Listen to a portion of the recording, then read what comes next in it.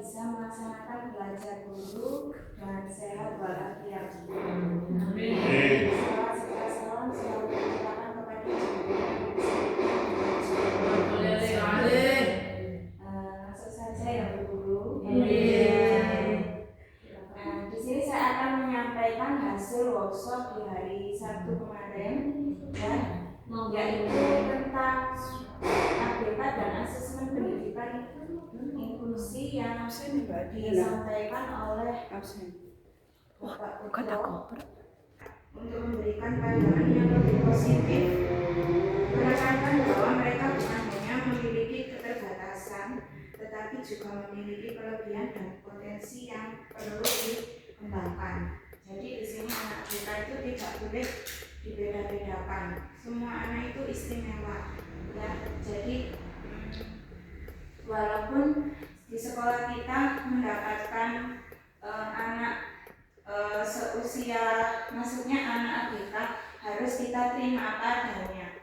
Nah, di situ juga ada penanganannya sendiri nanti. Kemudian yang selanjutnya proses tumbuh kembangnya.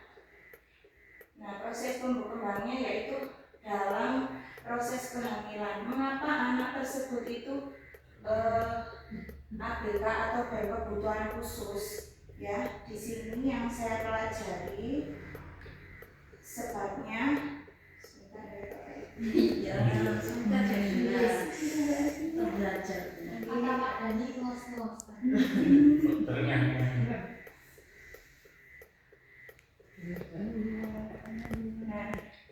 Penyebab seorang anak ABK sangat beragam kompleks. Yang pertama adalah faktor prenatal atau sebelum lahir atau dalam kandungan. Penyebabnya antara lain yaitu faktor genetik atau keturunan. Adanya kelainan pada kromosom atau gen yang diturunkan dari orang tua. Kemudian ibu hamil terkena penyakit infeksi berbahaya itu bisa mengakibatkan anak berkebutuhan khusus. Kemudian yang ketiga yaitu konsumsi obat-obatan. Tidak diinginkan orang tua itu bisa mengakibatkan anak berkebutuhan khusus. Nah, zat berbahaya misalkan seorang ibu hamil merokok, kemudian minum minuman keras atau dijamuni macam itu loh, lahir. Nah, terus anak tersebut misalkan tidak diinginkan itu loh Pak, karena ada saja upaya ibu itu ingin menggugurkan kandungannya, dijamun, diparingi apa nih Bu? Minuman keras atau sambil menunggu bagi berkebutuhan khusus. Kemudian hamil terlalu muda itu juga mengakibatkan risiko lebih tinggi menjadi anak berkebutuhan khusus. Ini adalah proses tumbuh kembang yang perkembangan anak mulai umur 1 tahun, 2, 3, 4 sampai 5 tahun. Nah, ini Bapak Ibu jenis anak berkebutuhan khusus. Yang pertama adalah tunanetra, tidak dapat melihat atau memiliki gangguan penglihatan. Kemudian yang kedua adalah tunarungu, gangguan pendengaran atau tidak dapat mendengar. Kemudian yang ketiga tunadaksa, gangguan gerak atau fisik. Kemudian yang selanjutnya tunagrahita, hambatan intelektual atau kemampuan berpikir rendah. Apakah saya terlalu Kemudian selanjutnya autisme, yaitu kesulitan dalam komunikasi interaksi perilaku repetitif. ADHD, kesulitan fokus, hiperaktif, impulsif. Kemudian disleksia, kesulitan membaca, menulis meski kecerdasannya normal. Kemudian membaca, menulis meski kecerdasannya normal. Ya, dia normal tapi dia sulit membaca dan menulis. Oh, ya mesti begitu. Ya kelas 2 yang diperhatikan itu. disleksia ya. Disleksia kemudian yang selanjutnya slow yaitu kemampuan belajar di bawah rata-rata. Kemudian selanjutnya anak berbakat potensi luar biasa dalam bidang tertentu. Ada nggak menurut kita yang kayak gitu? Mungkin ada yang berbuat ya.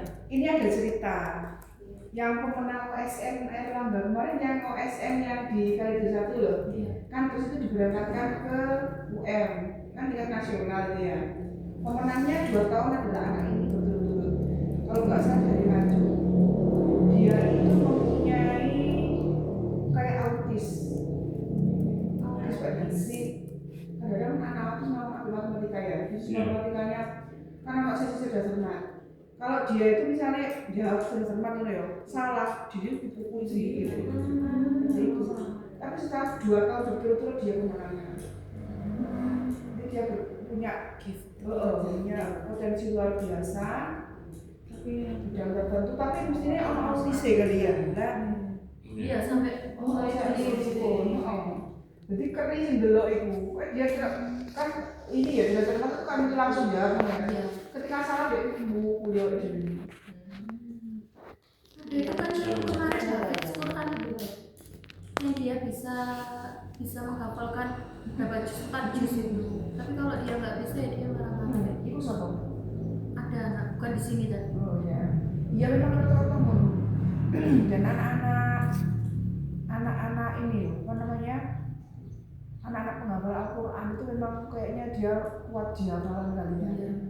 Biasanya kayak di UIN misalnya ya, yang dokter ya lulusan cum laude itu ya anak-anak penghafal Quran gitu. Dengan jenis 30 juz dia bisa ini loh ya. Iya langsung. Sampai artinya juga. Apakah ada yang ditanyakan dari itu? Oh aku moderator. Enggak. Ini mau judulnya apa Bu? Memahami ABK, anak ABK. Macam-macam. Kalau judul awal itu dia apa? Judul awal. Judul awal emang apa? Beda dan sesuatu. Nanti macamnya di situ. Kemudian yang selanjutnya, di sini ada gambar. Ada warna saja. Bapak Ibu silakan. Oke Bu. 7. Ayo Pak kita coba. 8. Jarna Bu. 8. Aku 8. Bu Bella 8, Pak Dari 8. Yo yang lain. Bu Cila 7 ya? 7. Yang lainnya Ayo Sintriti. silakan. 8. Oh iya 8. Bolu. Lho iya makin temane 8. Ono 8.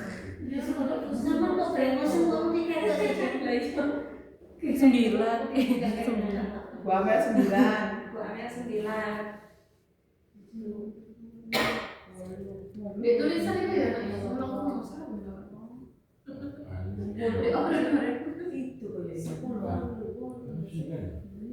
8.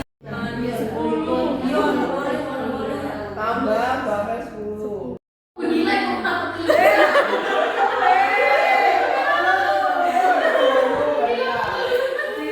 Kemudian yang memilih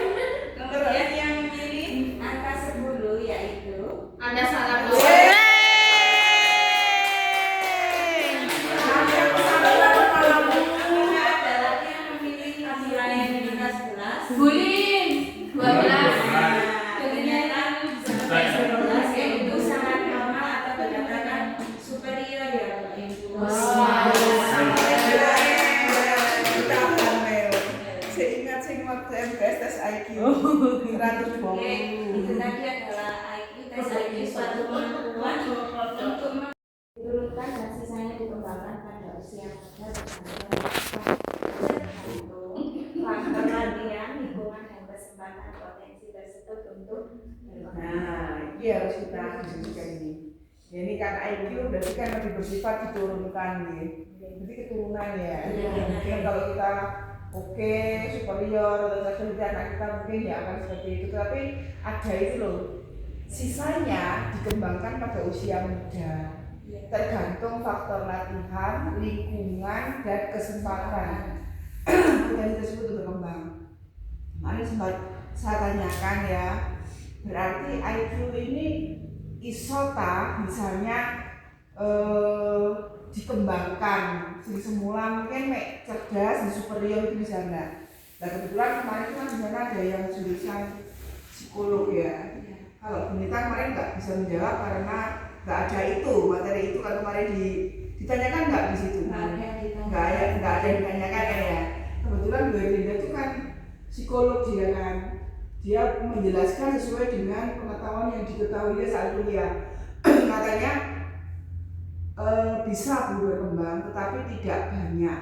Orang iso misalnya sampai kok cerdas superior nggak bisa. Paling bertambah itu hanya 5 gitu. Bisa dikembangkan tapi nggak bisa berpindah level. Seperti itu makanya. Berarti faktor utamanya justru memang dari keturunan. Tetapi ono istilah seni itu sendiri ya dikembangkan pada usia muda tergantung faktor latihan. Bayangan saya begini, IQ tidak mungkin misalnya bertambah banyak nggak mungkin. Tapi kalau dia sering latihan, dia akan mampu paling enggak. Jadi ono arek sing kemampuane sitoke ning dhuwur ngene, sitoke ning isor ngene ya. Dia kalau akan dilatih itu akan bisa menjadi paling enggak mendekati lah ya, mendekati. Kalau ini misalnya butuh waktu sedino, ini butuh waktu setahun misalnya. Dia akan mencapai juga nanti akhirnya, tetapi butuh waktu lama. Akhirnya saya simpulkan seperti itu.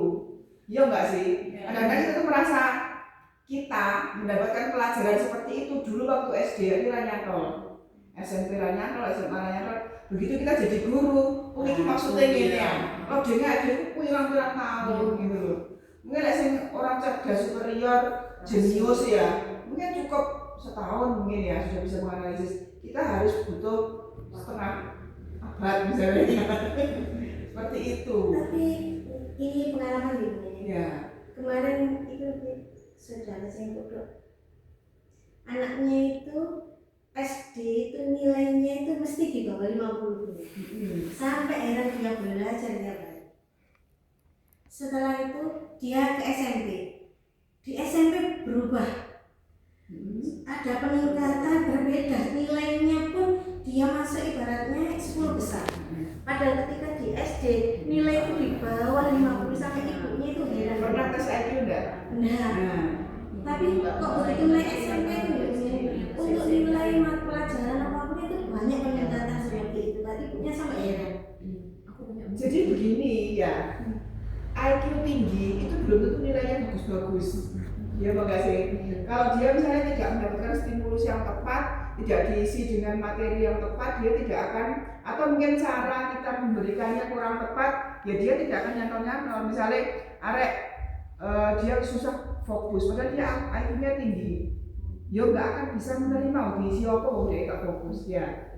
Nah ketika suatu saat dia fokusnya sudah mulai membaik, dia kan otomatis kan kembali ke sifat aslinya IQ-nya yang bagus tadi itu analisis secara logika ya, karena dia nggak pernah diukur IQ-nya. Terus gini lagi ada lagi istilah begini, IQ-nya pinter, cerdas, jenius, dia kalah dengan arek sing rajin. IQ-nya biasa aja, tapi dia rajin, juga akan bisa ditututi karo arek sing koyo ngene iki. Karena sing IQ-nya tinggi tidak maksimal dalam stimulusnya, atau mungkin kita salah dalam memberikan materinya tidak sesuai yang karakternya dia. Misalnya dia itu anaknya misalnya kinestetik, kita memberikannya dengan visual aja, dia nggak mampu dia nerima karena dia Kinestetik dia harus praktek, dia harus mengamati sesuatu, dia harus menulis. Dia pelajarannya di sekolah mek guru ngono jenengan cerita ae, enggak masuk meskipun IQ-nya tinggi. Suatu saat di SMP pembelajaran itu variatif ya, mungkin dengan praktikum dia akan lebih nyantol. Nah, itu yang belajar hari ini mungkin yang bisa membuka wawasan kita akhirnya kan. Tidak ada, makanya ada istilah kalau arek bodoh. Ada istilah seperti itu. Setelah kita melihat ini ternyata kan ada kata-kata sisanya dikembangkan pada usia muda tergantung faktor latihan. Iya, mungkin kita sing anak-anak biasa-biasa bahkan sing peringkat 1 bisa jadi IQ-nya lebih rendah daripada yang peringkat bawah atau tengah-tengah kan begitu ya. Berarti semua itu pembiasaan anaknya ya Bu? Bisa. Pembiasaan berarti nggak ada jeleknya pembiasaan. Yang paling penting lagi kita ngerti karakter anaknya ini, butuhnya anak ini apa ya. Model anak audiovisual ya. Ketika kita suruh praktek dia ngamuk. Iki prakteknya ini opo sih? Dia tidak akan bisa mencari kesimpulan dari prakteknya itu. Dia hanya bisa menangkap ketika diterangkan, kemudian melihat sesuatu sambil mendengarkan guru ngajar, sambil mendengarkan video. Ketika disuruh praktek, iki jadi lapo. Iki dia nggak akan susah kan mengambil kesimpulan, itu susah. Dia hanya bisa ngerti kalau diterangkan. Kan ada yang model seperti itu. Nah, dengan kita benar mengidentifikasi anak, kita akan semakin bisa melayani dia sesuai dengan kebutuhan. Nah, itu loh kesimpulannya dengan kita mengetahui itu.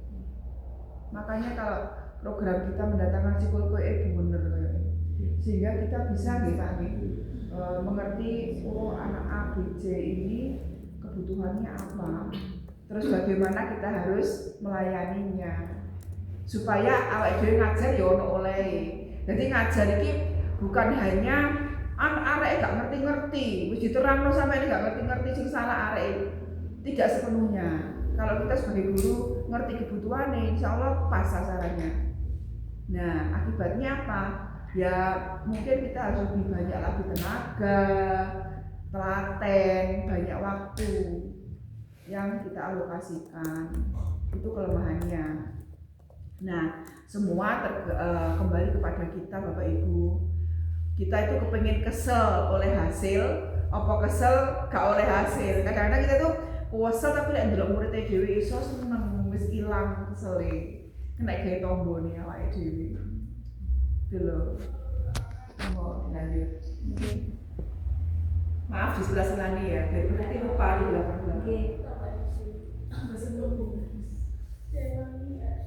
Ya kemarin di sana juga seperti itu kita. Ya, Bapak Ibu nilai normal IQ antara 90 sampai 110. Zona granita. Di rata-rata IQ terbagi jadi 6. Yang pertama tunagrahita nilai IQ 0 sampai 69. Kemudian selanjutnya borderline nilai IQ 70 sampai 79. Lambat belajar nilai IQ 80 sampai 89. Kemudian selanjutnya di atas rata-rata itu ada 3, cerdas, superior, dan jenius. Kalau cerdas nilainya 111 sampai 119. Kemudian kalau superior nilainya 120 sampai 139. Kalau jenius nilainya 140 lebih. Jadi kadang-kadang itu kita itu bisa bergeteng gitu ya. Kadang ndelok kancane dhewe mek gurune tok paham banget ya. Kita kudu sinau sampai elek baru paham. Pernah nggak dulu dari sekolah seperti itu? Iya tuh kadang-kadang kanam ya. Iya, nggak dengarkan, tapi so. Ini dicontoh Dulu kan saya sekolah dari TK itu kan di TKK terus sampai SD sampai SMK itu selalu tiap anu itu ada tes IQ gitu. Ya. Seperti itu. Ya, Terus pada waktu TK itu kan istilahnya kita belajar sambil bermain. Nah itu nilai kalau nggak salah itu 114 Bu. Pada ini? Iya saya. Terus pada waktu SD itu turun Bu. Ya. Turun jadi 112. Ya. Nah itu tadi. Terus SMP naik 117. Setelah itu SMA di Semanesi itu juga ada tes IQ. Itu di 121 pada waktu itu. Berarti beda level ya? Iya. Dari cerdas ke superior. Nah, yang orang tua kaget itu kok 121 dulu kan pemahamannya kok malah tambahan ya apa itu kayak autis gitu. Jadi apa terlalu tinggi katanya. Terus akhirnya di anu lagi terus dites lagi memang benar 121. Terus disimpulkan sama anu itu kan bawa hasilnya semua dari mulai TK sampai di SD itu tadi karena muridnya terlalu banyak akhirnya ya itu tadi enggak anu. Nah itu juga yang menjadi pemikiran Pak Dan. Kadang-kadang itu pada saat tes itu bagaimana kondisi kita, apakah sakit, sehat, kurang tidur, fokus apa enggak, bisa kan ya? Misalnya terlalu banyak soal, kita capek, males, model tipe-tipenya aduh gak moncos bagaimana. Soal tes itu kan kayak biasanya ya. Bisa jadi kondisi kita kurang tidur, gak fokus, bisa juga akhirnya nilainya. Tapi kalau kita lihat perkembangannya Pak dari TK sampai SMP ya, yang 121 berarti SMP. TK sampai SMP kan berkutat pada cerdas ya, kan ya 112 sampai 117 ya. Baru SMA sampai sekarang 121. Coba tes lagi sekarang. Kalau sekarang turun kayak. Jadi 70. Sampai dasarnya P3K lah. Iya. Tes P3K ini lah. Apa ya? Aku tes saya juga P3K. Ada. Kalau yang kemarin Enggak itu akurat soalnya ini. iya enggak akurat. Jadi ya di 119 kalau nggak salah. Oh, saya juga cerdas situ. Iya. Cerdas ya. Tapi ya itu kan menurut pengalaman teman-teman orang sih gara asal-asalan dikira anak itu tes opo tes biasa. heeh jadi itu Kan kan banyak yang itu loh gambar itu. Jadi itu anu bisa dilihat. Aku ini balik atau gimana? iya. Nah orang-orang itu langsung saya termasuk yang infeksi dulu. Oh, yang infeksi TK pas. pada waktu TK itu. Dulu itu anu apa itu namanya? oh bisa pernapasan Dikaitkan sama infeksi pada bakteri. nah terus Pada saya. oh gitu Iya. mungkin itu terlalu Iya kan. Asalkan USG di antara 11 sampai 13 minggu. Itu kalau 11 sampai 13 minggu iya itu wajib. berarti kira mulai sebelum 3 bulan. Hampir 3 bulan. itu Kalau tungkuknya terlalu berlebihan itu mengarah ke situ. dicurigai anak siapa Itu anak siapa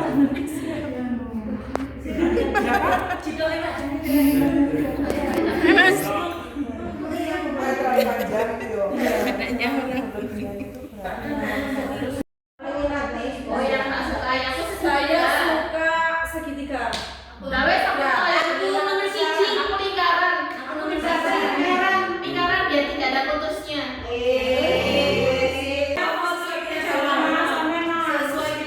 Sesuai pilihannya ya, Gus. Ayo. Sama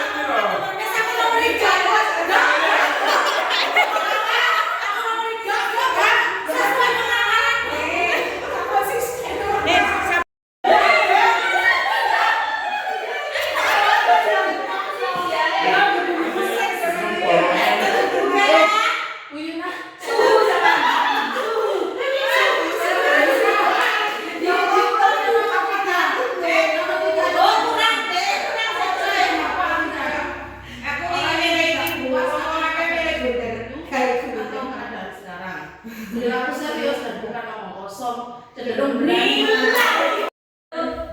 dilindungi nanti jadi penurut. Nah kalau anak penurut itu kemana-mana penurut, jadi sampai apapun dia nggak berani kalau tidak ada perintah. Dan akhirnya itu efeknya sampai mereka dewasa. Nanti gak bisa ikut, gak duwe iku gak ada prinsip ya. Kemudian ketika dengan ingin mengharapkan anak si A kepingin seperti ini, si B kepingin seperti ini, kemudian selalu menolak. Misalkan anak kepingin apa, menolak, ditolak, nggak boleh beli ini nanti ini. Nah itu nanti akan timbul sia-sia. Idam itu bagaimana kalau idam? Iya. Kalau anak saya bagaimana itu? Kalau semakin kita membiarkan anak dan menolak apa yang kemauan dimintanya, Nakal. anak itu nanti Kali idam jangan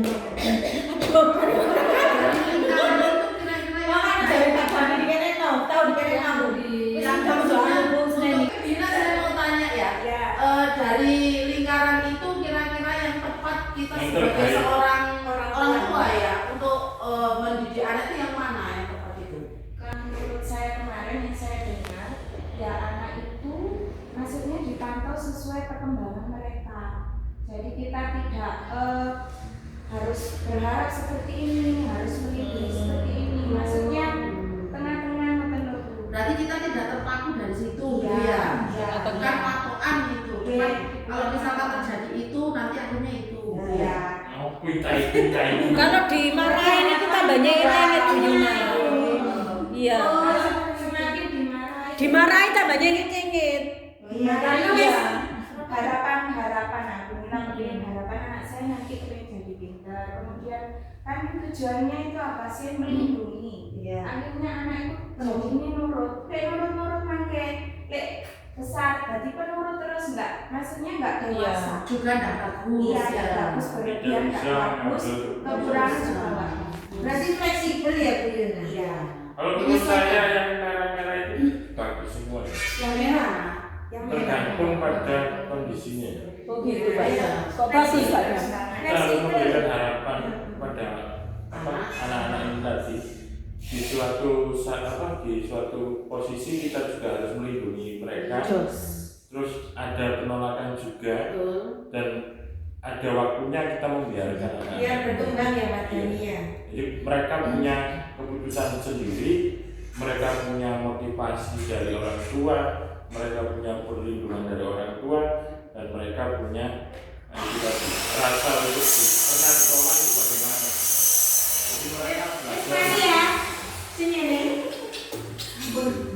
Berarti keseluruhan dari itu yang anak-anak itu malah bagus ya Pak. Cuma kalau waktu penggabungan cuma pas waktu cuma ada dilindungi dan cuma harapan, nanti akhirnya cuma menurut itu. Nanti dikombinasikan ke sebenarnya. Jadi tergantung kita melihat itu, melihat sesuatu itu dari kelas biasa dan konsultan guru PLB. Yang ketiga kelas biasa